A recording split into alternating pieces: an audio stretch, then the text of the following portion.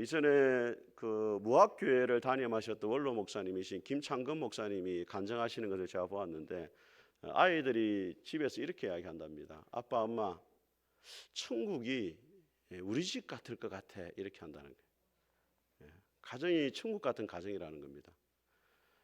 한 집의 아이는 물었습니다. 아빠, 천국은 어떤 곳이에요? 아버지가 대답했어요. 우리 집 같단다. 나 안 갈래, 천국에. 여러분의 가정은 어떻습니까? 에베소서 5장에 보게 되시면은 하나님께서 아내의 역할, 또 남편의 역할, 또 부모의 역할, 자녀의 역할들을 이야기하기 전에 먼저 뭘 언급하냐면 오직 성령의 충만함을 받으라, 그렇게 이야기해요. 왜 가정에서 가족 구성원들의 역할을 이야기하면서 성령 충만을 먼저 이야기하느냐 하면은, 성령 충만이라는 것은 성령님의 다스림을 받는 거예요. 가정이 천국 같은 가정이 되기 위해서는 아내도 남편도 부모도 자녀도 성령님의 통제 아래 있어야 된다는 거예요. 자신의 감정과 자신의 기분대로 살아가는 것이 아니라 성령님의 다스림 받는 인격이 되어지고 성령님의 인도하심을 받게 되어질 때 그 가정이 천국 같은 가정이 될 수 있다는 것입니다. 저는 푸른숲교회 우리 모든 성도들의 가정이 성령 충만함으로 천국 같은 가정이 될 수 있기를 주님의 이름으로 축복합니다. 오늘 이 시편 128편은 유대인들이 가장 좋아하는 말씀 가운데 하나인데, 유대인들은 안식일이 되게 되어지면은 주일날 식탁에 모여 앉습니다. 모여 앉아가지고 이제 기도를 하는데, 혹시라도 군에 가 있거나 출타에가 부득이에 참석하지 못하는 식구가 있다면 그 식구의 자리를 비워놓아요. 음식을 두고 그 가족 구성원을 위해서 기도합니다. 간절하게 안전을 위해서, 평화를 위해 기도하고 밥을 먹어요. 밥을 먹고 난 다음에 이제 찬송도 하고 또 성경도 가르치고 이렇게 하는데, 그때 128편을 암송을 합니다.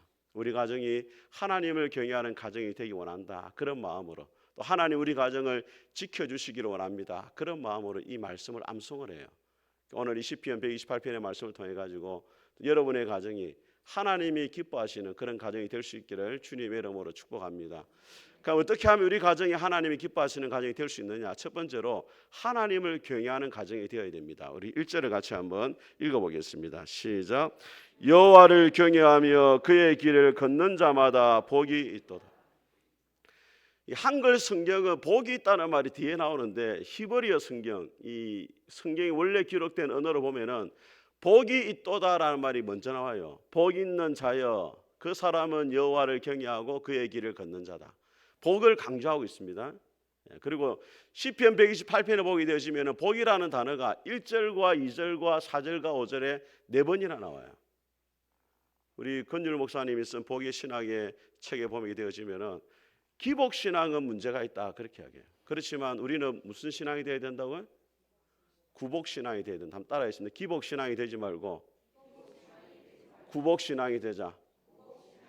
자, 기복 신앙이라는 것은 복 자체만을 구하는 겁니다. 하나님께는 전혀 관심이 없고 복만 구하는 것은 기복 신앙이에요. 구복 신앙은 하나님과 인격적인 사귐과 교제를 전제하면서 하나님을 사랑함으로 그 복이 나에게 흘러오기를 원하는, 그것이 구복 신앙입니다. 우리 하나님이 어떤 분이시냐? 여러분에게 복을 주시기를 원하시는 분인 줄 믿습니다. 그러니까 어떤 사람이 복을 주느냐? 오늘 말씀해 보니까 하나님을 경외하는 자가 되어야 된다는 거예요. 그러니까 하나님을 경외하는 사람은 누구냐면은 단순히 하나님을 두려워하는 사람이 아닙니다. 어떤 사람은 개를 두려워하잖아요. 우리 애들은 어릴 때 개를 엄청 무서워했습니다. 그 시골에 한 번씩 가면은 저희 큰 누님 집에 개가 있었는데 차에서 안 내렸어요. 애들이 네 하면은 빛의 속도로 도망갔습니다. 그렇게 빨리 간 적을 본 적이 없어요. 애들은 개를 그때 두려워하잖아요. 우리 여성분들은 뭘 두려워합니까? 바퀴벌레 나오면 깜짝 놀라잖아요. 사실 바퀴벌레가 겁무거든요. 여러분 덩치 보고 겁무가지고 이러는데 본인들이 놀래가지고 그러게. 그런데 우리가 뭐 개나 바퀴벌레를 두려워한다 말하지만 경외한다는 말은 하지 않습니다. 경외한다는 말은 무슨 말이냐면 싱클레이 퍼거슨이라는 신학자 이렇게 말합니다. 하나님은 어떤 분이신지와 그분이 우리를 위해 하신 일을 생각할 때 우리의 마음속에 가득 솟아오르는 존경심과 두려움과 기쁨과 즐거움과 경이로움이 모두 섞인 그런 복합적인 감정이 경외심이다.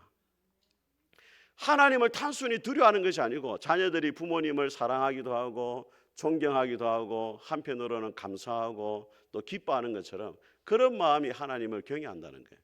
하나님을 경외하는 사람의 특징이 뭐냐? 하나님을 경외하는 자는 그의 길을 걷는다 되어 있습니다. 하나님이 만들어 놓은 길을 따라가는 거예요. 하나님의 말씀대로 순종하는 겁니다. 부모가 자식을 태어나면 우리 자식이 이렇게 자랐으면 좋겠다 기대감이 있어요. 그 부모님의 의도대로 기대대로 자라가는 것이 부모에게 효를 하는 것처럼 성도는 하나님이 의도하신 길을 걸어가야 된다는 거예요. 여러분 창세기 1장을 보게 되어지면은 하나님이 말씀으로 세상을 창조하십니다. 빛이 있으라니까 빛이 있었고 뒤에 뭐라고 나오냐면 보시기에 좋았다 이렇게. 보시기에 좋았다는 말이 7번 반복됩니다. 보시기에 좋았다. 그 뭐가 보시기에 좋았다는 거예요? 하나님이 의도대로 된 것이 보시기에 좋았다는 거예요.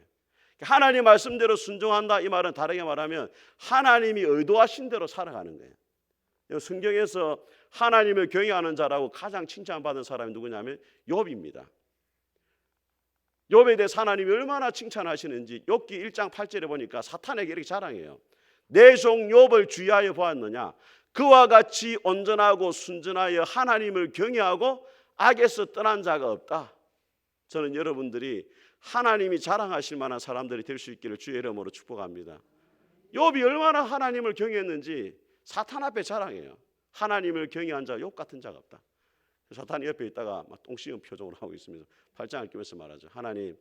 하나님은 착각하시는 것 같은데 하나님이 욥이 까닭 없이 하나님을 경외하겠습니까? 까닭 없이라는 말은 이유가 있다는 거예요. 욥이 그렇게 하나님을 경외하고 잘 섬기는 이유가 있습니다. 하나님이 그렇게 욥에게 복을 주시는데 하나님을 그렇게 안 섬기겠습니까? 하나님이 나에게 복을 주시면 나도 사탄 안 하고 하나님 종 되겠습니다. 그렇게 한번 시험해봐라. 그러면 진짜 욥이 까닭 없이 섬기는지 시험해봐라. 그래서 여러분 욥이 고난받은 이유가 뭐냐면 하나님하고 사탄하고 쉽게 말하면 내기를 했어요.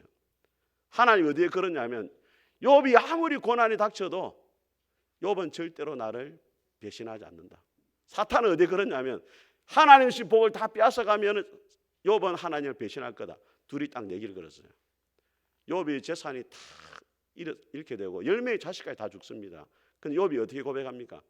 내가 알몸으로 어머니 뱃속에서 나왔은즉 알몸으로 돌아갈 것이다. 주신 자도 여호와시고 취하신 자도 여호와시오니 여호와의 이름이 찬송을 받기를 원합니다.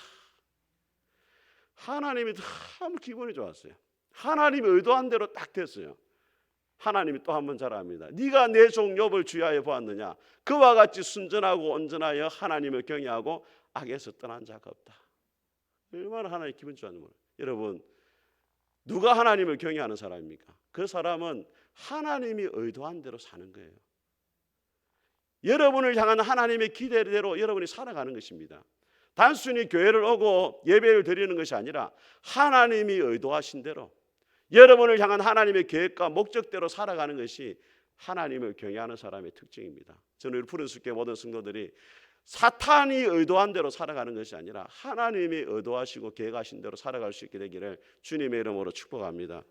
두 번째로 하나님이 기뻐하시는 가정은 어떤 복을 받느냐? 손이 수고한 대로 먹는 복을 받게 되집니다. 2절을 같이 읽어보겠습니다. 시작. 수고한 대로 먹을 것이라 네가 복되고 형통하리로다. 자, 여러분 2절부터는 이제 하나님을 경외하는 어떤 복을 받는지가 쭉 나오는 첫 번째 복은 뭐냐면 손이 수고한 대로 복을 받는 거예요. 우리 사람들은 나라 사람들 복에 대해 생각하면 누구를 떠올리냐면 흥부를 떠올립니다. 흥부가 어느 날 제비 다리를 고쳤더니 제비가 박씨를 물고 와가지고 그걸 심었더니 박이 나가지고 그걸 잘랐더니 그 안에 막 검은 보화가 들어 복 받았다 이렇게 하늘에서 복이 떨어지는 걸 생각합니다. 그래서 막 로또 복권 사가지고 간절히 기도하죠. 주여. 이런 걸 복이라 생각해요. 근데 성경이 말하는 복은 뭐냐면 수고한 대로 먹는 거예요. 심은 대로 열매를 거두는 게 복이라는 거예요. 학생들도 마찬가지입니다. 시험 공부 안 하고 주여 믿습니다. 그 도둑놈 시법입니다. 열심히 노력하고 공부하고 부모들은 우리 자녀들이 하나님 우리 애가 이렇게 이번에 열심히 애를 쓰고 공부를 했는데 그 열매를 거두게 되기를 원합니다. 그렇게 기도하는 거예요. 그게 성경적인 복입니다. 어떤 분 이렇게 목사님 수고한 대로 먹는 건 당연한 거 아닙니까 이거? 그게 어떻게 복이라고 말할 수 있습니까? 여러분 현실을 보십시오. 수고한 대로 먹지 못하는 경우가 너무 많아요. 중국의 어떤 사람이 농사를 지으려고 씨를 뿌리고 수확을 거두려 하는데 씨가 안 자라는 거야. 그게 나중에 자살했어요. 알고 보니까 씨가 가짜야. 중국 가짜가 나왔잖아요. 자살엔 또 안 죽었네. 농약도 가짜였어요. 중국이 너무 가짜가 많아요. 열심히 노력해도 안 되는 경우가 더 많습니다, 여러분. 지난주에 우리 정영실 목사님 오셔가지고 방송에서 도와줬는데 사업을 하잖아요. 뭐 건축도 하고 하는데 너무 돈을 떼는 사람이 많다. 안 줘 돈을. 뭐 교회 공사해 놓으면 교회 사람들은 돈을 더 안 준대. 한 1억 정도는 헌금하세요 이런데 열심히 노력했는데 그 대가를 못 받는 경우가 세상에 너무 많다는 거예요. 오늘 하나님이 뭐라 말하냐? 하나님을 경외하는 자는 자기가 수고한 대로 그 대가를 누리게 될 것이다. 필룩스라는 그 조명계의 애플이라는 회사가 있습니다. 그분이 성함이 뭐냐면 노시청이라는 회장인데 이분이 조명 사업을 했어요. 젊은 시절에 회사가 잘 됐습니다. 중소기업이지만. 근데 하청하는 회사였는데 대기업 회장이 1년에 한 번씩 불러요. 술을 먹게 하는 거예요. 자기 예수님이기 때문에 절대 나는 술을 먹을 수 없습니다. 거절했어요. 그 분위기가 썰렁해지잖아요. 그 회장이 사과하라는 거예요. 비서진이 와가지고 사과해라. 사과하고 술을 먹어라. 나는 술을 먹을 수 없다. 내가 제품을 잘못 만들어가지고 회장님의 누를 끼쳤으면 사과를 하는 게 당연하지만은 내가 제품을 잘못 만든 것도 아니고 내 신앙의 양심에 거슬리는 행동을 하지 않는 것이 왜 내가 사과를 해야 되냐고. 다음 날 또 비서진을 보냈어요. 사과하라고. 그 사과 못 한다고. 그래 어떤 일이 있었냐? 50억 매출 회사가 25억으로 줄어들었어요. 25억을 납품을 안 받아주는 거예요. 그때부터 이 회장이 어떤 마음을 가졌느냐? 이 국내 시장은 너무 부조리가 많기 때문에 해외로 눈을 돌려야 되겠다. 해외는 공정하니까 비리가 없으니까.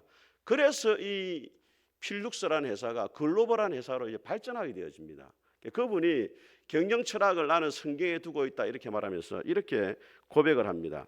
유대인들이 전 세계 부를 독점하고 있는 것도 어려서부터 성경 교육을 몸으로 체득하고 있기 때문입니다. 전 세계 모든 법과 규율들이 구약 성경에 유래된 것입니다. 사업을 하면서 여러 차례 선택의 순간이 오는데 제 결정으로 내렸을 때는 대부분 실패했습니다. 성경 말씀대로 따르는 것은 당장은 좋지 않은 결과가 있더라도 나중에는 구슬이 다 끼워졌습니다. 이것을 어찌 과학이라고 이야기하지 않을 수 있겠습니까? 사업을 하다 보면은 너무 인간적인 선택을 하고 싶은 유혹이 많이 온다는 거예요. 그런데 그때마다 성경 말씀대로 정직하게 결정을 내렸다는 거예요. 그러니까 순간적으로 손해를 보는 것처럼 보이지만 결과적으로는 하나님이 합력해가지고 선을 이루게 만들어 주시더라는 거예요. 저는 여러분들이 하나님을 경외하고 말씀대로 살아감으로 여러분이 수고한 대로 그 열매를 풍성히 거둘 수 있게 되기를 주의 이름으로 축복합니다. 세 번째로 가정이 복을 받습니다. 우리 3절을 같이 한번 읽어보겠습니다. 시작. 네 집 안방에 있는 네 아내는 결실한 포도나무 같으며 내 식탁에 둘러앉은 자식들은 어린 감람나무 같으리라. 그렇죠. 우리나라는 이제 아내와 자식을 뭐라고 표현하냐면 여우 같은 자식, 토끼 같은 알고 있습니다, 여러분. 여우 같은 아내, 토끼 같은 자식이라잖아요. 그러니까 유대인들은 그 아내를 포도나무 같은 아내, 그죠? 자식은 감람나무 같은 자식 이렇게 하게. 결실한 포도나무라는 포도나무의 열매가 얼마나 많습니까? 우리나라에 지난번에 말씀드린 한 나무에 3,000송이가 열려요. 3,000송이. 포도송이 열리면 이 말은 그 당시에 여인이 누가 가장 복받은 여인이냐? 자식을 많이 낳는 여인이 가장 복받는. 우리 어머니가 참 8남매 중 나오면 엄청 복을 많이 받는. 다산의 그 여인이 복을 받는 사람이에요. 그래서 결실한 포도나무 같이 네 여인이 자녀들에 많이 낳게 될 것이라는. 그리고 포도나무는 그 당시에 마실 물이 안 좋았기 때문에 이 포도즙을 짜가지고 물을 타가지고 음료로 먹거든요. 가정에 생명을 공급하고 힘을 공급하고 없어서는 안 될 그런 훌륭한 아내가 내 가정에 있게 될 것이다. 그런 말이에요. 어떤 아내가 남편에게 물었습니다. 여보, 나처럼 예쁘고 살림도 잘하는 아내를 내 자로 뭐라고 말해? 사자성어. 그게 자화자찬이랬어요. 그거 말고 사자성어 다르게 가대망상 이랬어요. 그게 아니고 금자로 시작한다. 금상첨화를 기대. 금시초문이 됐어. 예. 어떤 분이 아내에 대해서 이렇게 이야기를 했습니다. 아내란 누구냐? 아내란 바가지를 긁으면서도 그 바가지로 가족을 위해 밥을 해주는 사람이고, 아내란 자기 신의 엄마가 보고 싶어도 자신이 엄마라는 이유로 엄마를 보지 못하는 사람이고, 아내란 아이들을 혼내고 뒤돌아 아이들보다 더 많은 눈물을 흘리는 사람이고, 아내란 친정의 남편의 편이 되어 모든 물건을 훔쳐다가 남편을 위한 남편의 편이 되는 사람이고, 아내란 남편이 저 세상 가는 길에도 끝까지 홀로 남아서 못다한 정 아파하며 울어주는 사람이고, 아내란 가족이 먹다 남은 밥을 먹으면서도 행복해하는 사람이고, 아내란 드라마 보다가 화병이 나도 남편과 아이들 잘못은 금세 잊어버리는 사람이고, 아내란 당장 잃어버린 1,000원에 안절부절 못해도 남편과 자식을 위해서 아낌없이 희생하는 사람이고, 아내란 밥 한 끼보다 수고했네 사랑했네 한마디로 더 행복해하는 사람이고, 때로는 엄마로 아내로 며느리로 맞벌이 주부로 1인 사역을 끄떡없이 해내고 있는 무한한 에너지의 소유자입니다. 이렇게 결실한 포도나무 같은 아내에 대해서 잠언 31장은 뭐라 말하냐면 현숙한 여인이다 이렇게. 현숙한 여인에 대해 특징들이 쭉 나와요. 새벽이 해가 뜨기 전에 일어나고, 미는 잠꾸러지면 현숙한 여인은 일찍 일어납니다. 일찍 일어나고, 나누어 주기를 좋아하고, 남편이 믿을 만한 사람이 되어주고, 팔뚝이 강하고 이렇게 돼 있어요. 팔뚝이 힘이 강하고 쭉 이야기하면 결론이 뭐냐면 고운 것도 거짓되고 아름다운 것도 헛되니 여호와를 경외하는 여인은 칭찬을 받으리라. 누가 현숙한 여자냐? 하나님을 경외하는 여자예요. 그런 여인은 결실한 포도나무 같은 아내가 된다는 거예요. 우리 푸른 숲계 모든 우리 아내분들이 하나님을 경외함으로 결실한 포도나무가 될 수 있기를 주의 이름으로 축복합니다. 자녀들은 어떤 자녀냐? 네 식탁에 둘러앉은 자녀들은 어린 감람나무다 이래요. 여러분, 감람나무는 올리브나무인데 올리브나무는 나무가 질이 좋아 목재로 쓰이기에 부족함이 없습니다. 그리고 열매는 반찬으로도 쓰고 기름을 짜면은 되게 식용유처럼 기름 올리브유가 돼요. 버릴 게 없어요. 가장 쓸모 있는 나무가 뭐냐면 감람나무. 여러분, 부모로서 자녀들의 가장 큰 복이 뭐냐면 쓰임 받는 거예요. 저는 어릴 때 그 청시 그렇게 하나님 일회용이라도 좋으니 한번 하나님께 쓰임 받고 싶습니다. 그런 기도를 했어요.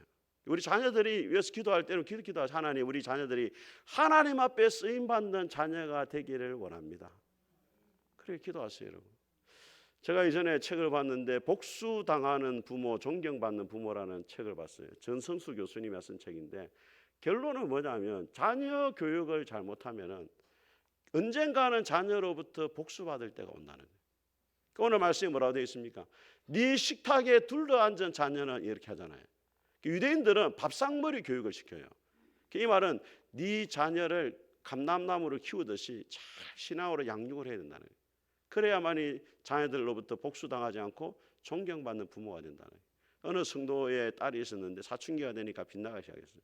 머리에 물도 막 들이고 옷도 이상하게 입고 집에 늦게 오고 야단을 쳐도 안 돼요. 어느 날 밤늦게 돌아오는데 마주쳐서 아버지하고 너무 화가 나서 뺨을 때렸어요. 그 애가 뭐라고 이야기했냐면 아버지, 나는 아버지로부터 한 번도 예수님의 모습을 본 적이 없습니다. 집으로 들어가 버렸어요. 그러니까 아버지가 뒤통수로 맞은 거예요. 방에 와서 하나님 기도하는데 눈물이 왈칵 쏟아졌어요. 하나님 너무 죄송합니다. 제가 예수님의 모습을 자녀들에게 보여주지 못해서 너무 죄송합니다. 회개했어요. 방문을 두드렸어요. 딸의 방문 열어줘서 무릎을 꿇고 하겠어요. 딸아, 내가 아버지로서 예수님의 모습을 한 번도 보여주지 못한 것이 너무 내가 잘못했다. 딸도 이제 용서를 하고 화해를 했어요. 여러분, 제가 아버지 학교를 이전에 목회자 아버지 학교 경남 그 1기를 졸업했거든요. 네. 근데 그때 이제 그 분이 그 현수막이 뒤에 딱 있었어요. 현수막이 뭐냐면 자녀는 부모의 등을 보고 자란다. 이게 그 현수막이었어요. 부모의 말을 듣고 자라는 게 아니고 뒷모습을 보면서 배운다는 거예요. 저는 우리 푸른 숲계 우리 부모들이 신앙의 본이 되므로 자녀들을 정말로 믿음의 자녀로 잘 양육할 수 있게 되기를 주님의 이름으로 축복합니다. 네 번째로 하나님을 경외하는 가정에는 영적인 복을 받습니다. 우리 5절과 6절을 같이 한번 읽어보겠습니다. 시작. 여호와께서 시온에서 내게 복을 주실지어다. 너는 평생에 예루살렘의 복을 보며 네 자식의 자식을 볼지어다. 이스라엘에게 평강이 있을지로다. 시온에서 복을 준다. 이 말, 시온이라는 말은 뒤에 보면 따로 예루살렘이라 말하고 있습니다. 그 예루살렘에는 뭐가 있냐면 하나님의 성전이 있어요. 그 성전에서 하나님을 만나는 겁니다. 그래서 시온에서 복이 온다는 말은 복을 주시는 분이 누구냐? 하나님이 복을 준다는 것이고, 시온이라는 것은 하나님을 만나는 장소이기 때문에 하나님 앞에 나와 제사를 드리고 예배를 드릴 때 하나님이 그 사람을 만나주시고 은혜를 베풀어 주실 것이다. 그런 뜻이에요. 여러분, 하나님 우리에게 심판을 내리실 때 가장 큰 심판이 뭐겠습니까? 하나님의 가장 큰 심판은 질병이 아닙니다. 어떤 사고가 일어나는 게 아니에요. 하나님의 가장 큰 심판은 하나님이 더 이상 그 사람과 함께하지 않는 겁니다. 하나님의 임재가 그 사람으로 거두어지는 거예요. 시편 51편에 보니 다윗이 밧세바와 범죄한 다음에 이렇게 기도합니다. 하나님, 주님 앞에서 나를 쫓아내지 마시고 주의 성령을 거두지 마시고 주의 구원의 즐거움을 다시 회복시키시다. 나를 붙들어 주시옵소서. 하나님 앞에 쫓아내지 말라. 그 말은 무슨 말이냐면 밧세바와 죄를 짓고 나니까 하나님 임재가 사라져 버리는 거예요. 이전에는 찬송을 하면 마음에 감동이 되고 눈물이 나고 기도하면 하나님이 직접 들으시는 것 같고 그런 하나님의 임재가 있었는데 더 이상 하나님의 그런 임재가 느껴지지 않는 것입니다. 그게 하나님의 심판이에요. 아모스 8장에 보니까 하나님 말씀하십니다. 내가 이 땅에 기근을 보낼 것인데 양식이 없어 주림이 아니고 물이 없어 가람이 아니고 여호와의 말씀을 듣지 못한 기갈이 오게 될 것이다.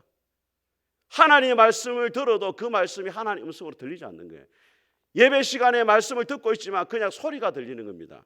하나님이 직접 나에게 말씀하시는 것 같은 느낌이 없어요. 감동 감화가 없어요. 그렇지만 하나님을 경외하는 사람에게는 하나님이 말씀하실 때 이 말씀이 나에게 오늘 주시는 말씀이구나. 마음에 감동이 있습니다.